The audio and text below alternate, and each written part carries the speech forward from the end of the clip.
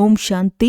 ಇಂದಿನ ದಿನಾಂಕ 13/1/2026. ಪ್ರಾರ್ಥ ಮುರುಳಿ ಬಾಪ್ತಾದ ಮಧುಬನ. ಮಧುರ ಮಕ್ಕಳೇ, ತಂದೆಯ ಶ್ರೀಮತಕ್ಕೆ ಗೌರವ ಕೊಡುವುದು ಎಂದರೆ ಮುರುಳಿಯನ್ನೆಂದು ತಪ್ಪಿಸದಿರುವುದು, ಪ್ರತಿಯೊಂದು ಆಜ್ಞೆಯ ಪಾಲನೆ ಮಾಡುವುದು. ಪ್ರಶ್ನೆ: ಒಂದು ವೇಳೆ ನೀವು ಮಕ್ಕಳೊಂದಿಗೆ ಯಾರಾದರೂ ರಾಜಿ ಖುಷಿಯಾಗಿದ್ದೀರಾ ಎಂದು ಕೇಳಿದರೆ ನೀವು ಯಾವ ಉತ್ತರವನ್ನು ನಶೆಯಿಂದ ಕೊಡಬೇಕು? ಉತ್ತರ: ಹೇಳಿರಿ, ಪರಬ್ರಹ್ಮದಲ್ಲಿರುವ ಪರಮಾತ್ಮನನ್ನು ಪಡೆಯುವ ಇಚ್ಛೆಯಿತ್ತು, ಅವರು ಸಿಕ್ಕಿಬಿಟ್ಟರು. ಅಂದ ಮೇಲೆ ಇನ್ನೇನು ಬೇಕು? ಏನನ್ನು ಪಡೆಯಬೇಕಿತ್ತೋ ಅದನ್ನು ಪಡೆದುಕೊಂಡೆವು. ನೀವು ಈಶ್ವರನ ಮಕ್ಕಳಿಗೆ ಯಾವುದೇ ಮಾತಿನ ಚಿಂತೆ ಇಲ್ಲ. ತಂದೆಯು ನಿಮ್ಮನ್ನು ತನ್ನವರನ್ನಾಗಿ ಮಾಡಿಕೊಂಡರು, ನಿಮ್ಮ ಮೇಲೆ ಕಿರೀಟವನ್ನಿಟ್ಟರು. ಅಂದ ಮೇಲೆ ಇನ್ಯಾವ ಮಾತಿನ ಚಿಂತೆ ಇದೆ? ಓಂ ಶಾಂತಿ. ತಂದೆಯು ತಿಳಿಸುತ್ತಾರೆ, ಮಕ್ಕಳ ಬುದ್ಧಿಯಲ್ಲಿ ಇದು ಖಂಡಿತ ಇರುವುದು. ಶಿವತಂದೆ ತಂದೆಯೂ ಆಗಿದ್ದಾರೆ, ಶಿಕ್ಷಕನೂ ಆಗಿದ್ದಾರೆ, ಸದ್ಗುರುವೂ ಆಗಿದ್ದಾರೆ. ಇದೇ ನೆನಪಿನಲ್ಲಿ ಅವಶ್ಯವಾಗಿ ಇರುತ್ತೀರಿ. ಈ ನೆನಪನ್ನು ಎಂದು ಯಾರೂ ಕಲಿಸಿಕೊಡಲು ಸಾಧ್ಯವಿಲ್ಲ. ತಂದೆಯೇ ಕಲ್ಪಕಲ್ಪವು ಬಂದು ಕಲಿಸುತ್ತಾರೆ. ಅವರೇ ಜ್ಞಾನ ಸಾಗರ, ಪತಿತ ಪಾವನನೂ ಆಗಿದ್ದಾರೆ. ಅವರು ತಂದೆ, ಶಿಕ್ಷಕ, ಗುರುವೂ ಆಗಿದ್ದಾರೆ. ಈಗ ಜ್ಞಾನದ ಮೂರನೆಯ ನೇತ್ರವೂ ಸಿಕ್ಕಿದೆ. ಆದ್ದರಿಂದ ಇದನ್ನು ಈಗ ತಿಳಿದುಕೊಳ್ಳುತ್ತೀರಿ. ಬಲೆ ನಾವು ಅವರ ಮಕ್ಕಳು ಎಂಬುದನ್ನು ತಿಳಿದುಕೊಂಡಿರಬಹುದು, ಆದರೆ ತಂದೆಯನ್ನೇ ಮರೆತು ಹೋಗುತ್ತಾರೆ. ಅಂದ ಮೇಲೆ ಶಿಕ್ಷಕ, ಗುರುಗಳು ಹೇಗೆ ನೆನಪಿಗೆ ಬರುವರು? ಮಾಯೆಯು ಬಹಳ ಪ್ರಬಲವಾಗಿದೆ. 3 ರೂಪಗಳಲ್ಲಿಯೂ ಮಹಿಮೆ ಇದ್ದರೂ ಸಹ ಮೂವರನ್ನು ಮರೆಸಿಬಿಡುತ್ತದೆ. ಇಷ್ಟು ಸರ್ವಶಕ್ತಿವಂತನಾಗಿದೆ ಬಾಬಾ. ನಾವು ಮರೆತು ಹೋಗುತ್ತೇವೆ. ಮಾಯೆಯು ಇಷ್ಟು ಪ್ರಬಲವಾಗಿದೆ ಎಂದು ಮಕ್ಕಳು ಬರೆಯುತ್ತಾರೆ. ಡ್ರಾಮಾ ಅನುಸಾರ ಇದು ಬಹಳ ಸಹಜವಾಗಿದೆ. ಮಕ್ಕಳಿಗೆ ಗೊತ್ತಿದೆ, ಈ ರೀತಿ ಎಂದು ಯಾರೂ ಇರಲು ಸಾಧ್ಯವಿಲ್ಲ. ಒಬ್ಬರೇ ತಂದೆಯು ಶಿಕ್ಷಕ ಮತ್ತು ಸತ್ಯವಾದ ಸದ್ಗುರುವೂ ಆಗಿದ್ದಾರೆ. ಇದರಲ್ಲಿ ಯಾವುದೇ ಸುಳ್ಳಿನ ಮಾತಿಲ್ಲ. ಆಂತರ್ಯದಲ್ಲಿ ತಿಳಿದುಕೊಳ್ಳಬೇಕಲ್ಲವೇ? ಆದರೆ ಮಾಯೆಯು ಮರೆಸಿಬಿಡುತ್ತದೆ.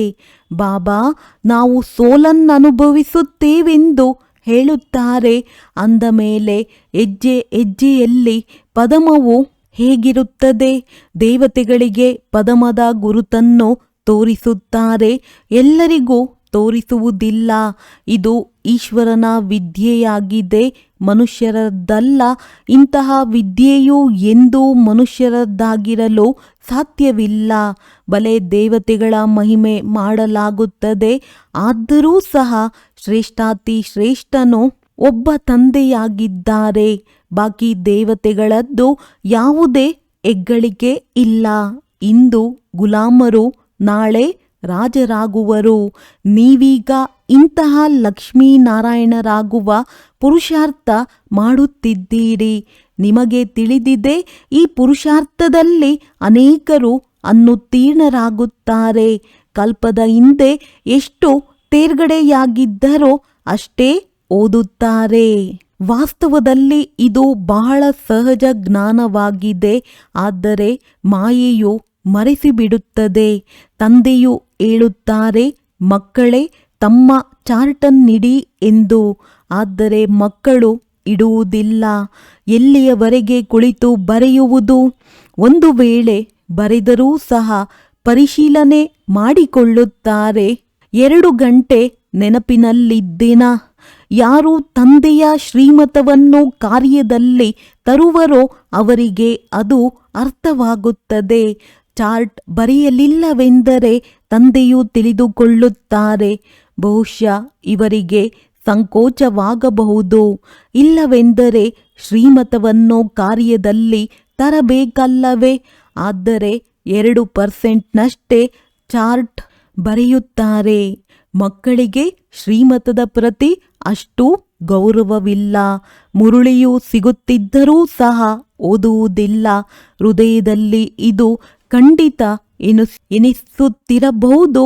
ತಂದೆಯು ಸತ್ಯವನ್ನೇ ಹೇಳುತ್ತಾರೆ. ನಾವು ಮುರುಳಿಯನ್ನೇ ಓದುವುದಿಲ್ಲವೆಂದರೆ ಅನ್ಯರಿಗೇನೋ ತಿಳಿಸುತ್ತೇವೆ. ನೆನಪಿನ ಯಾತ್ರೆ. ಓಂ ಶಾಂತಿ.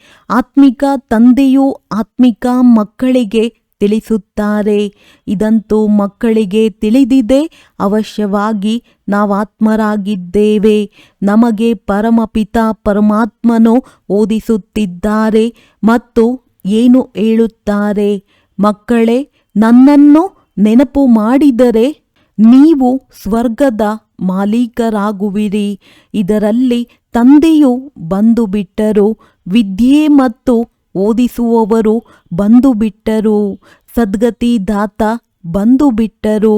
ಕೆಲವೇ ಶಬ್ದಗಳಲ್ಲಿ ಇಡೀ ಜ್ಞಾನವು ಬಂದು ಬಿಡುತ್ತದೆ. ಇದನ್ನು ರಿವೈಸ್ ಮಾಡಿಕೊಳ್ಳುವುದಕ್ಕಾಗಿಯೇ ನೀವಿಲ್ಲಿಗೆ ಬರುತ್ತೀರಿ. ತಂದೆಯೂ ಸಹ ಇದನ್ನೇ ತಿಳಿಸಿಕೊಡುತ್ತಾರೆ. ಏಕೆಂದರೆ ಬಾಬಾ ನಮಗೆ ಮರೆತು ಹೋಗುತ್ತದೆ ಎಂದು ನೀವು ಹೇಳುತ್ತೀರಿ. ಆದ್ದರಿಂದ ರಿವೈಸ್ ಮಾಡಲು ಇಲ್ಲಿಗೆ ಬರುತ್ತೀರಿ. ಬಲೆ ಕೆಲವರು ಇಲ್ಲಿಯೇ ಇದ್ದರೂ ಸಹ ರಿವೈಸ್ ಮಾಡುವುದಿಲ್ಲ. ಅವರ ಅದೃಷ್ಟದಲ್ಲಿಲ್ಲ.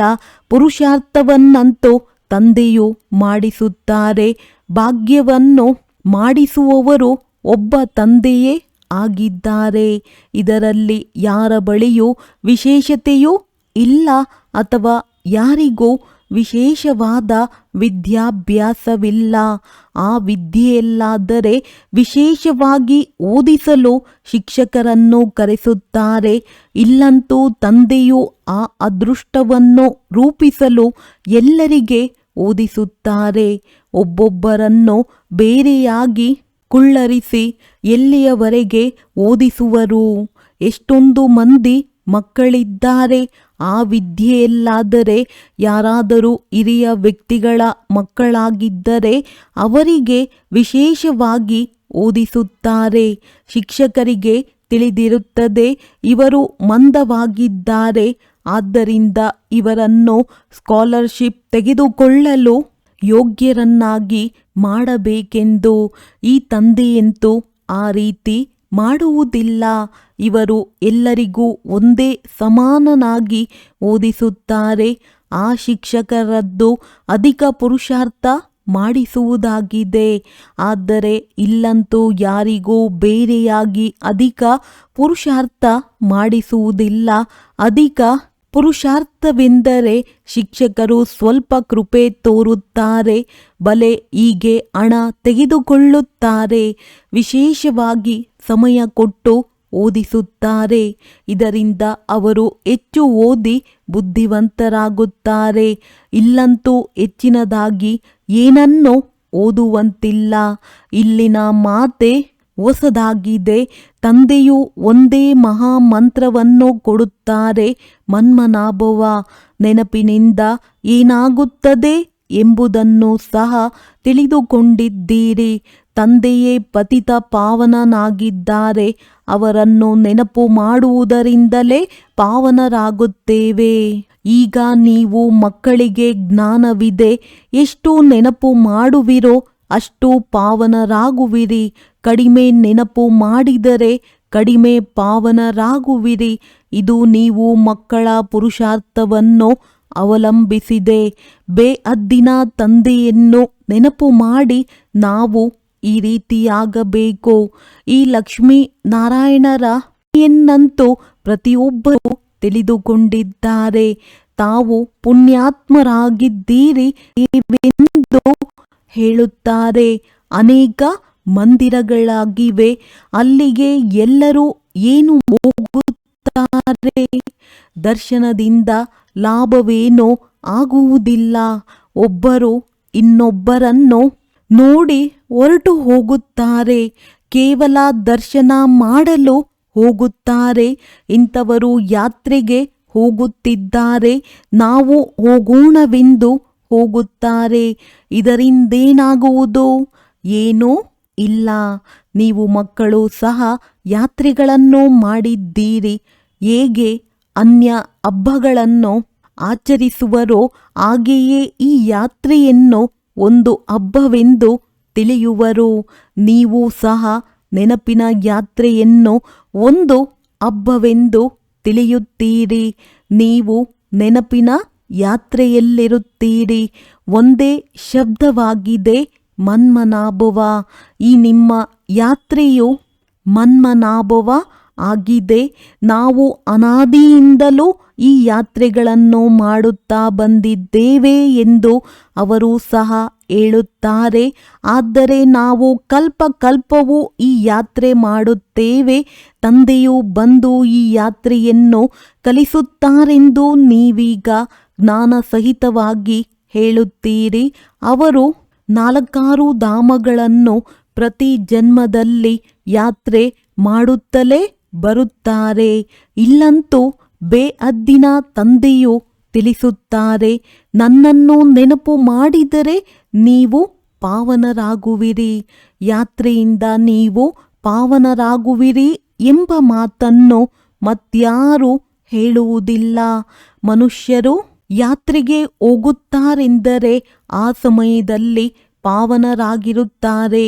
ಇತ್ತೀಚೆಗಂತೂ ಅಲ್ಲಿಯೂ ಸಹ ಕೊಳಕಾಗಿ ಬಿಟ್ಟಿದೆ, ಪಾವನರಾಗಿರುವುದಿಲ್ಲ. ಈ ಆತ್ಮಿಕ ಯಾತ್ರೆಯ ಬಗ್ಗೆ ಯಾರಿಗೂ ತಿಳಿದಿಲ್ಲ. ಈಗ ನಿಮಗೆ ತಂದೆಯು ತಿಳಿಸಿದ್ದಾರೆ. ಇದು ಸತ್ಯವಾದ ನೆನಪಿನ ಯಾತ್ರೆಯಾಗಿದೆ. ಆ ಯಾತ್ರೆಗಾಗಿ ಸುತ್ತಾಡಲು ಹೋಗುತ್ತಾರೆ. ಆದರೂ ಸಹ ಹೇಗಿದ್ದವರು ಹಾಗೆಯೇ ಉಳಿದು ಬಿಡುತ್ತಾರೆ. ಕೇವಲ ಸುತ್ತಾಡುತ್ತಿರುತ್ತಾರೆ. ಹೇಗೆ ವಾಸ್ಕೋಡಿ ಗಾಮನು ಸೃಷ್ಟಿಯನ್ನು ಪರ್ಯಟನೆ ಮಾಡಿದನೋ ಅದೇ ರೀತಿ ಇವರೂ ಸಹ ಸುತ್ತುತ್ತಿರುತ್ತಾರೆ. 4 ಕಡೆ ಸುತ್ತಿದೆವು, ಆದರೂ ಬಹಳಷ್ಟು ದೂರ ಉಳಿದೆವು ಎಂದು ಗೀತೆ ಇದೆ ಎಲ್ಲವೇ. ಭಕ್ತಿ ಮಾರ್ಗದಲ್ಲಂತೂ ಯಾರೂ ಭಗವಂತನೊಂದಿಗೆ ಮಿಲನ ಮಾಡಿಸಲು ಸಾಧ್ಯವಿಲ್ಲ. ಯಾರಿಗೂ ಭಗವಂತನು ಸಿಗಲಿಲ್ಲ. ಭಗವಂತನಿಂದ ದೂರವೇ ಉಳಿದರು. ಸುತ್ತಾಡಿ ಬಂದು ಪುನಃ ಮನೆಯಲ್ಲಿ ಪಂಚವಿಕಾರಗಳಲ್ಲಿ ಸಿಲುಕುತ್ತಾರೆ. ಅವೆಲ್ಲವೂ ಸುಳ್ಳು ಯಾತ್ರೆಗಳಾಗಿವೆ. ನೀವು ಮಕ್ಕಳು ಈಗ ತಿಳಿದುಕೊಂಡಿದ್ದೀರಿ. ಇದು ಪುರುಷೋತ್ತಮ ಸಂಗಮ ಯುಗವಾಗಿದೆ. ಈಗ ತಂದೆಯೂ ಬಂದಿದ್ದಾರೆ ಎಂಬ ಮಾತನ್ನು ಕೊನೆಗೊಂದು ದಿನ ಎಲ್ಲರೂ ತಿಳಿದುಕೊಳ್ಳುವರು. ಭಗವಂತನು ಕೊನೆಗೂ ಸಿಗುವರು. ಆದರೆ ಹೇಗೆ? ಇದನ್ನು ಯಾರೂ ತಿಳಿದುಕೊಂಡಿಲ್ಲ. ಇದಂತೂ ಮಧುರಾತಿ ಮಧುರ ಮಕ್ಕಳಿಗೆ ತಿಳಿದಿದೆ. ನಾವು ಶ್ರೀಮತದಂತೆ ಈ ಭಾರತವನ್ನು ಪುನಃ ಸ್ವರ್ಗವನ್ನಾಗಿ ಮಾಡುತ್ತಿದ್ದೇವೆ. ನೀವು ಭಾರತದ ಹೆಸರನ್ನೇ ತೆಗೆದುಕೊಳ್ಳುತ್ತೀರಿ. ಆ ಸಮಯದಲ್ಲಿ ಮತ್ಯಾವುದೇ ಧರ್ಮವಿರುವುದಿಲ್ಲ. ಇಡೀ ವಿಶ್ವವೇ ಪವಿತ್ರವಾಗಿ ಬಿಡುತ್ತದೆ. ಈಗಂತೂ ಅನೇಕ ಧರ್ಮಗಳಿವೆ. ತಂದೆಯು ಬಂದು ನಿಮಗೆ ಇಡೀ ವೃಕ್ಷದ ಜ್ಞಾನವನ್ನು ತಿಳಿಸುತ್ತಾರೆ. ನಿಮಗೆ ಸ್ಮೃತಿ ತರಿಸುತ್ತಾರೆ. ನೀವೇ ದೇವತೆಗಳಾಗಿದ್ದೀರಿ. ನಂತರ ಕ್ಷತ್ರಿಯ, ವೈಶ್ಯ, ಶೂದ್ರರಾದಿರಿ.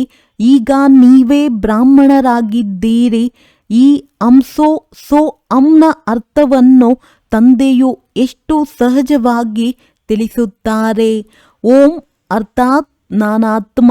ಹೀಗೆ ಚಕ್ರವನ್ನು ಸುತ್ತುತ್ತೇನೆ.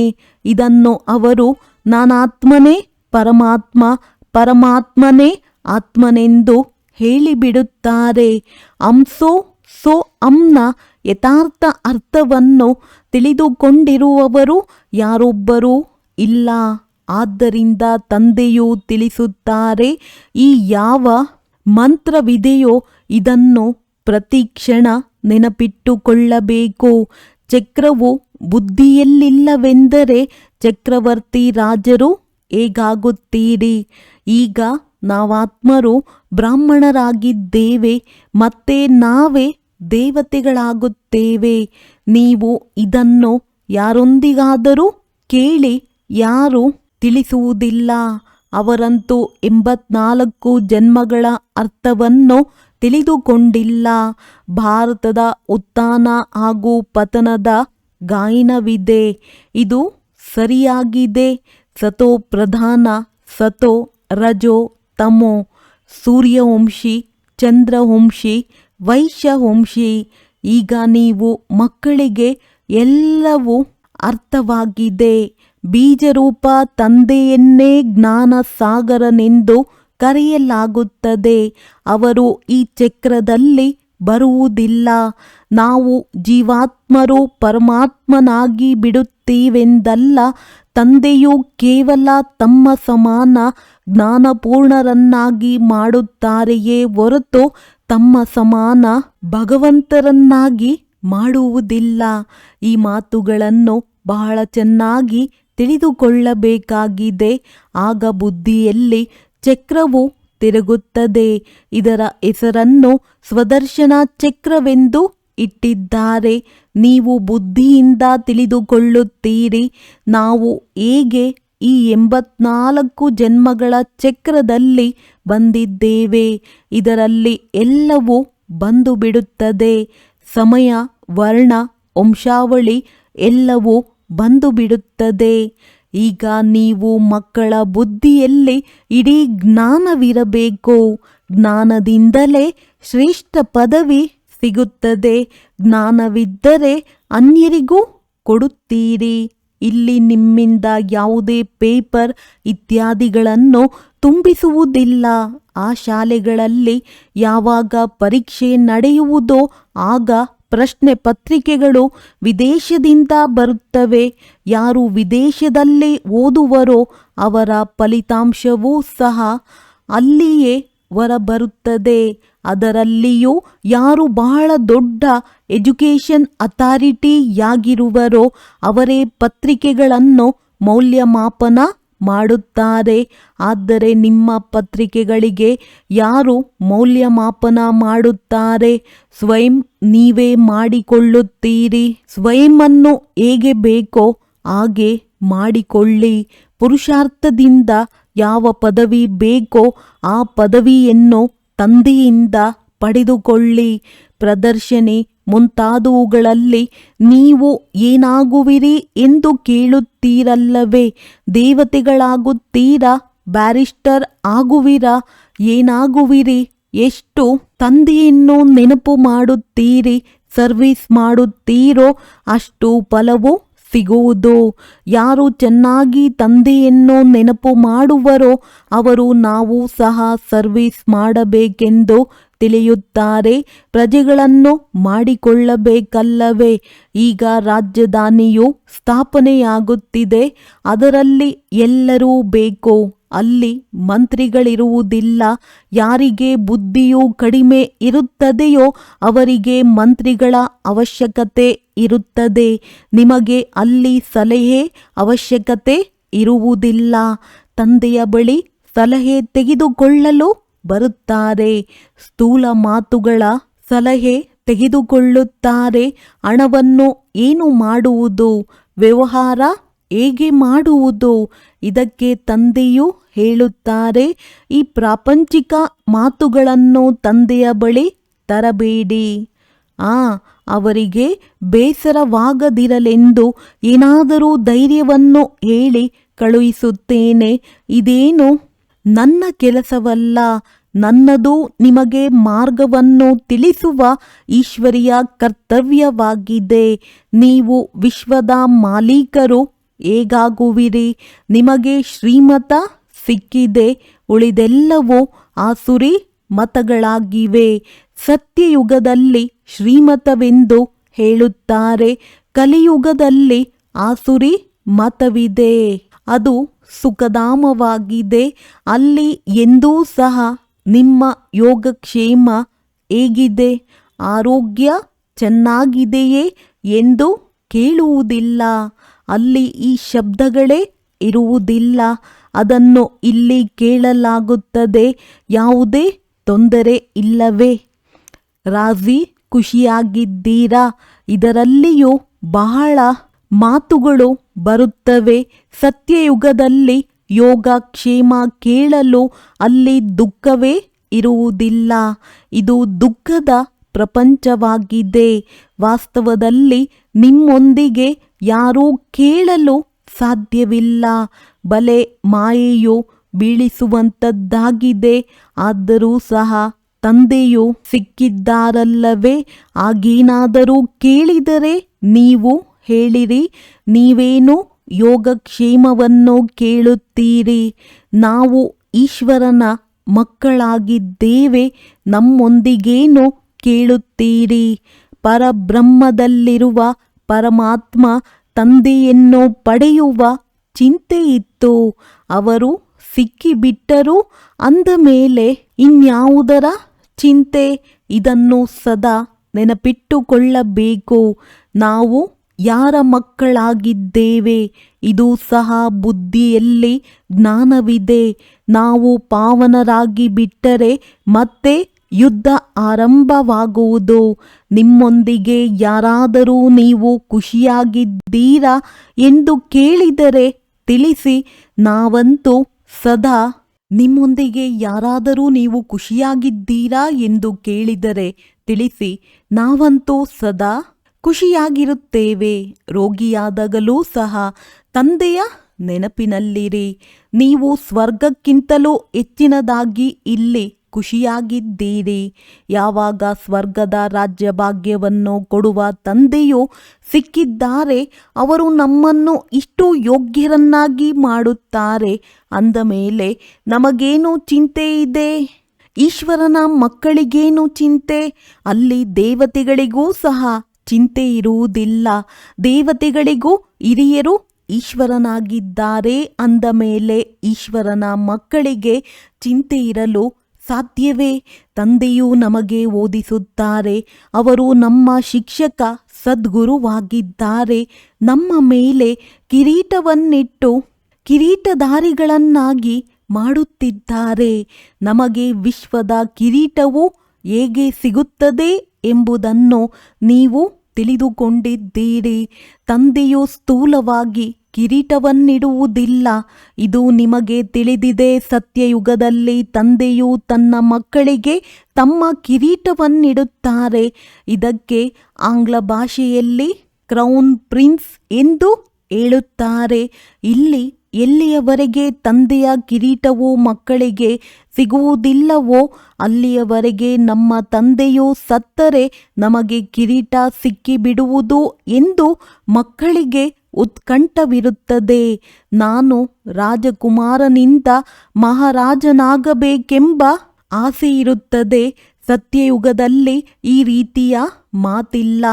ತಮ್ಮ ಸಮಯದಲ್ಲಿ ಕಾಯ್ದೆಯ ಅನುಸಾರ ತಂದೆಯು ಮಕ್ಕಳಿಗೆ ಕಿರೀಟವನ್ನು ಕೊಟ್ಟು ದೂರ ಸರಿಯುತ್ತಾರೆ. ಅಲ್ಲಿ ವಾನಪ್ರಸ್ಥದ ಚರ್ಚೆಯಾಗುವುದಿಲ್ಲ. ಮಕ್ಕಳಿಗೆ ಮೆಹಲು ಇತ್ಯಾದಿಗಳನ್ನು ಮಾಡಿಸುತ್ತಾರೆ. ಆಸೆಗಳೆಲ್ಲವೂ ಪೂರ್ಣವಾಗುತ್ತದೆ. ನಿಮಗೆ ತಿಳಿದಿದೆ, ಸತ್ಯಯುಗದಲ್ಲಿ ಸುಖವೇ ಸುಖವಿರುತ್ತದೆ. ಪ್ರಾಕ್ಟಿಕಲ್ನಲ್ಲಿ ಯಾವಾಗ ಅಲ್ಲಿ ಹೋಗುವಿರೋ ಆಗ ಅದೆಲ್ಲ ಸುಖವನ್ನು ಪಡೆಯುವಿರಿ. ಸ್ವರ್ಗದಲ್ಲಿ ಏನಿರುವುದು ಎಂದು ನಿಮಗೆ ಗೊತ್ತು. ಒಂದು ಶರೀರವನ್ನು ಬಿಟ್ಟು ಮತ್ತೆ ಎಲ್ಲಿ ಹೋಗುವರು? ಈಗ ನಿಮಗೆ ತಂದೆಯು ಸನ್ಮುಖದಲ್ಲಿ ಓದಿಸುತ್ತಿದ್ದಾರೆ. ನಾವು ಸತ್ಯವಾಗಿ ಹೋಗುತ್ತೇವೆಂದು ನಿಮಗೆ ತಿಳಿದಿದೆ. ಅವರೂ ಸಹ ನಾವು ಸ್ವರ್ಗದಲ್ಲಿ ಹೋಗುತ್ತೇವೆಂದು ಹೇಳುತ್ತಾರೆ. ಆದರೆ ಯಾವುದಕ್ಕೆ ಸ್ವರ್ಗವೆಂದು ಹೇಳಲಾಗುತ್ತದೆ ಎಂಬುದು ತಿಳಿದಿಲ್ಲ. ಜನ್ಮ ಜನ್ಮಾಂತರದಿಂದ ಈ ಅಜ್ಞಾನದ ಮಾತುಗಳನ್ನೇ ಕೇಳುತ್ತಾ ಬಂದಿರಿ. ಈಗ ತಂದೆಯು ನಿಮಗೆ ಸತ್ಯ ಮಾತುಗಳನ್ನು ತಿಳಿಸುತ್ತಾರೆ. ಒಳ್ಳೆಯದು. ಮಧುರಾತಿ ಮಧುರ ಅಗಲಿ ಹೋಗಿ ಮರಳಿ ಸಿಕ್ಕಿರುವ ಮಕ್ಕಳ ಪ್ರತಿ ಮಾತ್ಪಿತಾ ಬಾಪ್ ದಾದಾರವರ ನೆನಪು, ಪ್ರೀತಿ ಹಾಗೂ ಸುಪ್ರಭಾತ. ಆತ್ಮಿಕ ಮಕ್ಕಳಿಗೆ ಆತ್ಮಿಕ ತಂದೆಯ ನಮಸ್ತೆ. ಧಾರಣೆಗಾಗಿ ಮುಖ್ಯ ಸಾರ: ಸದಾ ರಾಜಿ ಖುಷಿಯಾಗಿರಲು ತಂದೆಯ ನೆನಪಿನಲ್ಲಿರಬೇಕಾಗಿದೆ. ವಿದ್ಯೆಯಿಂದ ತಮ್ಮ ಮೇಲೆ ರಾಜ್ಯ ಕಿರೀಟವನ್ನಿಟ್ಟುಕೊಳ್ಳಬೇಕಾಗಿದೆ. ಶ್ರೀಮತದಂತೆ ಭಾರತವನ್ನು ಸ್ವರ್ಗವನ್ನಾಗಿ ಮಾಡುವ ಸೇವೆ ಮಾಡಬೇಕಾಗಿದೆ. ಸದಾ ಶ್ರೀಮತದ ಪ್ರತಿ ಗೌರವ ಕೊಡಬೇಕಾಗಿದೆ. ವರದಾನ: ಶ್ರೇಷ್ಠ ಭಾಗ್ಯದ ಸ್ಮೃತಿಯ ಮೂಲಕ ತಮ್ಮ ಸಮರ್ಥ ಸ್ವರೂಪದಲ್ಲಿ ಇರುವಂತಹ ಸೂರ್ಯವಂಶಿ ಪದವಿಯ ಅಧಿಕಾರಿ ಭವ. ಯಾರು ಸದಾ ತನ್ನ ಶ್ರೇಷ್ಠ ಭಾಗ್ಯವನ್ನು ಸ್ಮೃತಿಯಲ್ಲಿ ಇಟ್ಟುಕೊಳ್ಳುತ್ತಾರೆಯೋ ಅವರು ಸಮರ್ಥ ಸ್ವರೂಪದಲ್ಲಿರುತ್ತಾರೆ. ಅವರು ಸದಾ ತನ್ನ ಅನಾದಿ ಸತ್ಯ ಸ್ವರೂಪವು ಸ್ಮೃತಿಯಲ್ಲಿರುತ್ತದೆ. ಕೆಲವೊಮ್ಮೆಗೂ ನಕಲಿ ಚೆಹರೆಯನ್ನು ಧಾರಣೆ ಮಾಡಿಕೊಳ್ಳುವುದಿಲ್ಲ. ಕೆಲವೊಮ್ಮೆ ಮಾಯೆಯು ನಕಲಿ ಗುಣ ಮತ್ತು ಕರ್ತವ್ಯದ ಸ್ವರೂಪವನ್ನಾಗಿ ಮಾಡಿಬಿಡುತ್ತದೆ. ಕೆಲವರನ್ನು ಕ್ರೋಧಿಯನ್ನಾಗಿ, ಕೆಲವರನ್ನು ಲೋಭಿ, ಕೆಲವರನ್ನು ದುಃಖಿ, ಕೆಲವರನ್ನು ಅಶಾಂತರನ್ನಾಗಿ ಮಾಡಿಬಿಡುತ್ತದೆ. ಆದರೆ ಸತ್ಯ ಸ್ವರೂಪವು ಇವೆಲ್ಲ ಮಾತುಗಳಿಂದ ಆಚೆ ಇರುತ್ತದೆ. ಯಾವ ಮಕ್ಕಳು ತನ್ನ ಸತ್ಯ ಸ್ವರೂಪದಲ್ಲಿ ಸ್ಥಿತರಾಗಿರುತ್ತಾರೆಯೋ ಅವರು ಸೂರ್ಯವಂಶಿ ಪದವಿಯ ಅಧಿಕಾರಿಯನ್ನಾಗಿ ಮಾಡಿಬಿಡುತ್ತದೆ. ಸ್ಲೋಗನ್: ಸರ್ವರ ಮೇಲೆ ದಯೆ ತೋರಿಸುವವರಾಗಿರಿ. ಇದರಿಂದ ಅಹಂ ಮತ್ತು ವಹಂ, ನಾನು ಮತ್ತು ನನ್ನದರ ಅಹಂಕಾರ ಸಮಾಪ್ತಿಯಾಗಿ ಬಿಡುವುದು.